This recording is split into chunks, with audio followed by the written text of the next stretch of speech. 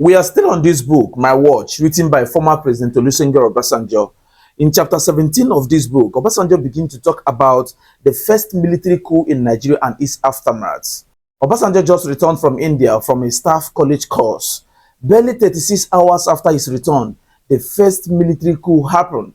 This military coup claimed the life of the former premier of the northern region, Sir Ahmadu Bello. It also took the life of former Prime Minister Abubakar Tafawa Balewa. The life of the former premier of the western region was also claimed by the coup. In Kaduna State, Brigadier General Samuel Ademologun was killed alongside his pregnant wife, a London-trained nurse, by a team of military officers led by Major Timothy Onwatuegwu. According to Obasanjo, he was not aware of the impending military coup, despite the fact that he was very close to the mastermind of the coup. That was Chukwuma Nzogwu. Chukwuma Nzogwu was very close to Obasanjo, but despite of their closeness, he never related to Obasanjo the fact that a coup is about to happen just in few hours. Much later after the coup, Chukwuma Nzogwu explained to Obasanjo that he wouldn't have been able to let him know about the coup because he just came back from India. As a matter of fact, he will be unprepared to join the coup and he might discourage them from going ahead with the coup because all plan has been set for the coup to happen. After the coup and the bloodshed that followed, Chukwuma Nzogwu and Ironsi in Lagos were not really in talking terms, and Obasanjo had to travel from Kaduna to Lagos to be able to meet with Ironsi. On his way to Lagos,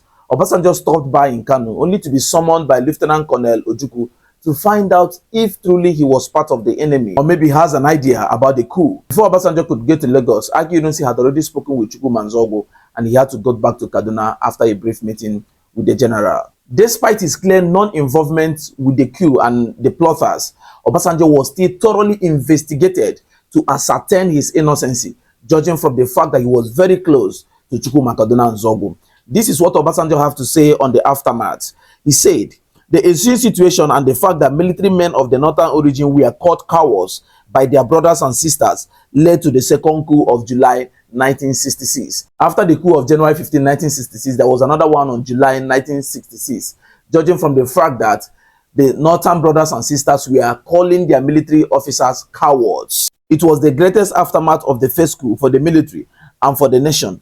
The first coup was action, and a bloody action for that matter. The second coup was the reaction, which was bloodier and vengeful.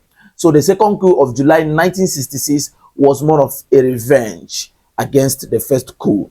The aftermath of the first coup, which was actually the second coup and the vengeful acts around it, resulted to the mass exodus of Igbo military officers back to the east. And this is what Obasanjo has to say about that. As part of my orientation, the place of origin of an officer or any other rank in the military was immaterial to me, as I saw them only as Nigerians.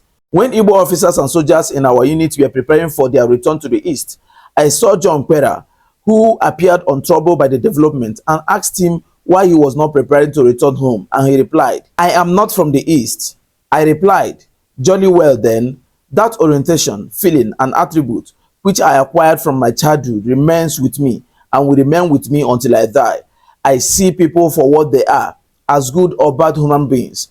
We all have different identities, but I use the identity of tribe and language only when it becomes absolutely necessary.